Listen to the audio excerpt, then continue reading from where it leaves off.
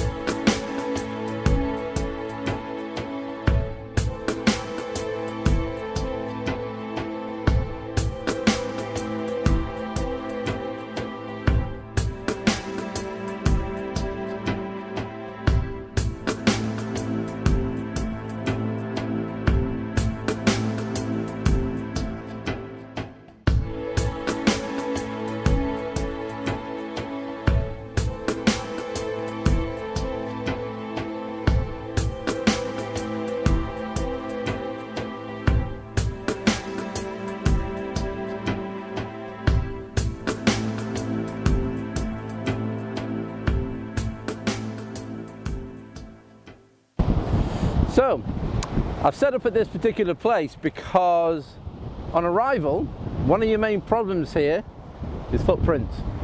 And the black sandy beach, they stand out an absolute mile. If you can find a section of the beach where there are no footprints, that's the place to shoot. Now, I picked this particular spot here because on arrival, I see a portrait format shot. It's got to be a portrait, and I shoot a lot of landscapes in portrait orientation, and I see these grasses here, and I'm seeing the bottom of this grass here, bottom right corner of my image, and it just really stands out to me. We've got this lovely passageway through that curves its way through the two piles of marron grasses here at the bottom, and I love that sort of yellow against the black sand. It just stands out an absolute mile. And in the background you've got Vestrahorn, which is shrouded in mist, and it is quite an ethereal place. Of all the places in Iceland, I tend to find that this one perhaps is the most ethereal.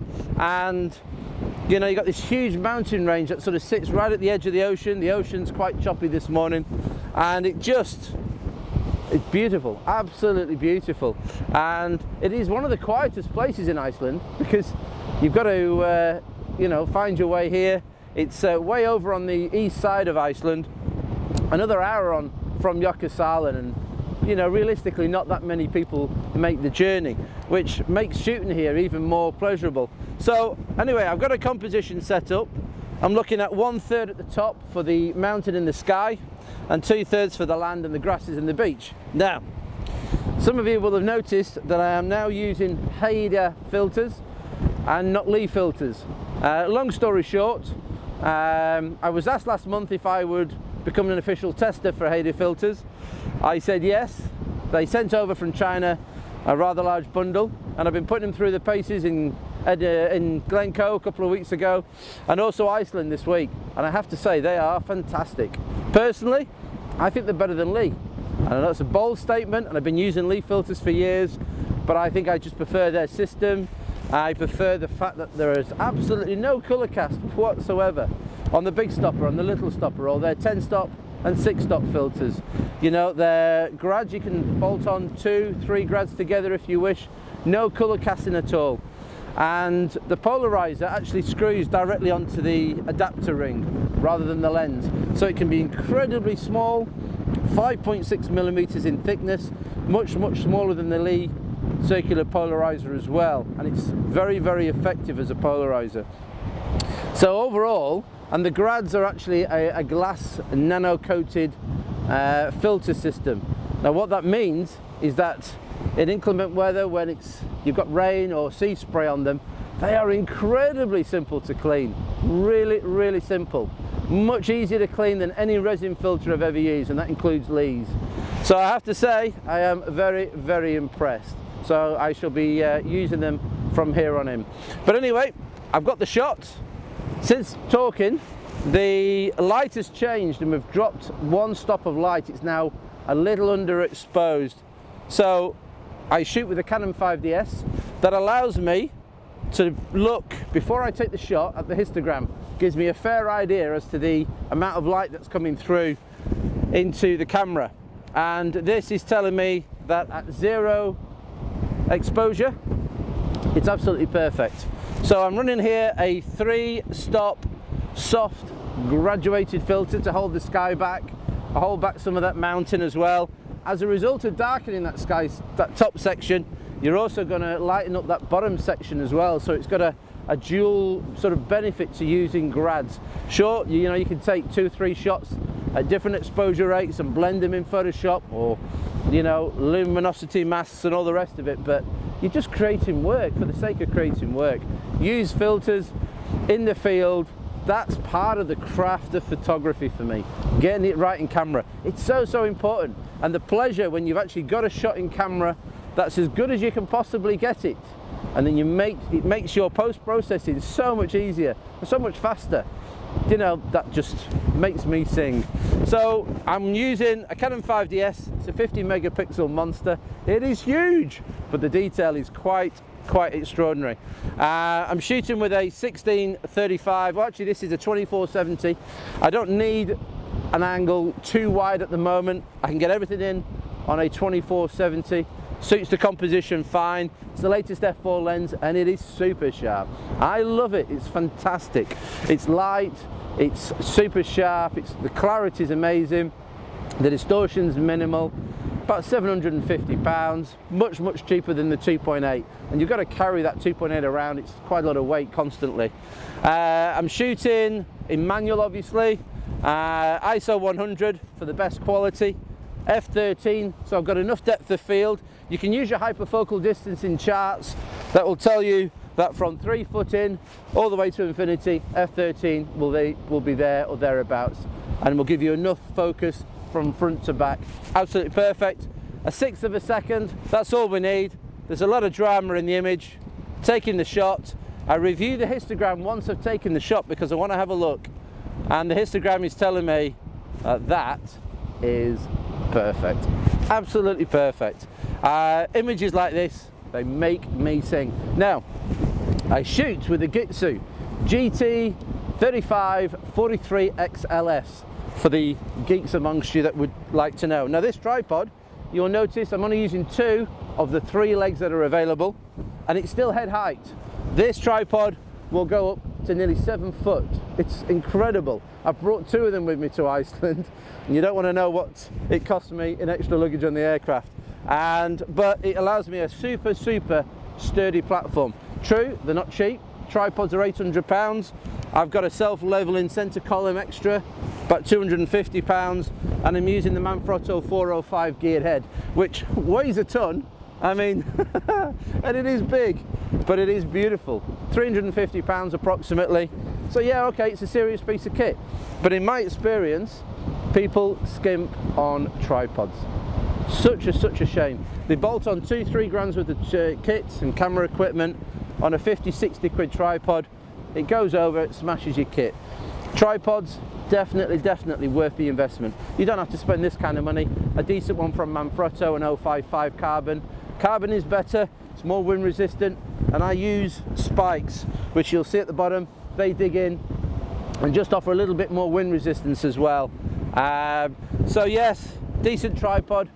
It also allows me to get a bit of height without using a center column, because I have no center column. Because as soon as you put that up, the wind, especially in Iceland, catches it and you get movement in the camera. No good at all. So I've positioned the camera at this height because at the top of this grass marron hill here at the end, I have separation from the mountain range behind. So I have a bit of ocean that runs between, and it's very, very important to get that separation for me. It's no different to shooting a pier and having the posts sit underneath the land across the water. I like things to be separated, things to have isolation. It just seems to sit that little bit easier. So anyway, there we go, job done. I'm happy with that. I'm going to go and find another couple of compositions.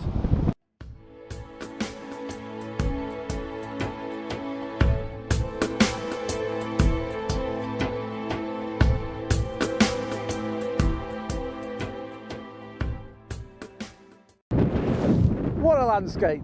What a landscape! Love this place. Just love this place. Now, I've moved over. Ocean on the right, I'm now on the left. I'm now wanting a wide angle shot. Still on the 24mm, and I have found a composition with minimal footprints in. I'm doing quite well this morning. Now, I positioned it here, again, using the same principle as last time, using this lovely leading line here, bottom right of my image, taking me through. So I hope it's a winner. Vestrahorn still shrouded in mist. It has rained, had a shower, nothing much, so we all remain dry.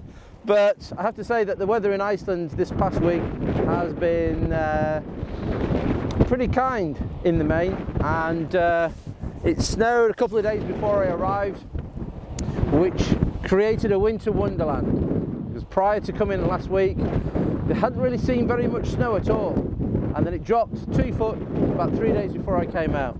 Fantastic, but nothing here, absolutely nothing. It's about +4 degrees today. It's not even cold. I could run around here naked and probably wouldn't feel it. I'm not going to do that. So anyway, I've got a shot set up. We're looking now at the scene. I've got all the little grasses that I want, all the little mounds. I've got it pretty much as I wish it. F13 again, 15th of a second, with still a 3-stop grad on it. It's a pretty simple shot really. It took maybe 30 seconds to find it, a couple of minutes to set up, job done really. So I'll get the shot, we'll get it now, and I will show you that at the end of the video. Same with the other shot as well. So really that's about it from Vestrahorn. I'm off now to the Golden Circle, which is about a 5-hour drive that away, westwards. So we're going to see if we might stop off at Skogafoss en route, get a couple of shots of the waterfall there. But I hope that you've enjoyed this little Iceland video. I hope to do some more. I'm running a workshop here twice a year. The next one will be October 2017. If you're interested, go to www.melvinnicholson.co.uk, go to the workshops, and there you will see it. If you want to experience Iceland like I have, like millions of people have, then, you know, a workshop really is the best place. It can be a harsh country, the weather can be challenging, but ever so rewarding, and really, really, you get the most benefit out of Iceland if you come with somebody who knows it. It saves a lot of time and a lot of wasted opportunities knowing where the right light is at the right place. It's not a cheap country to come to, but it is an amazing country, and it will certainly leave long-lasting memories, and obviously you'll have the photographs to prove. So aside from that, if you've enjoyed this video, all support gratefully received. There is a little subscribe button somewhere along the bottom of this video.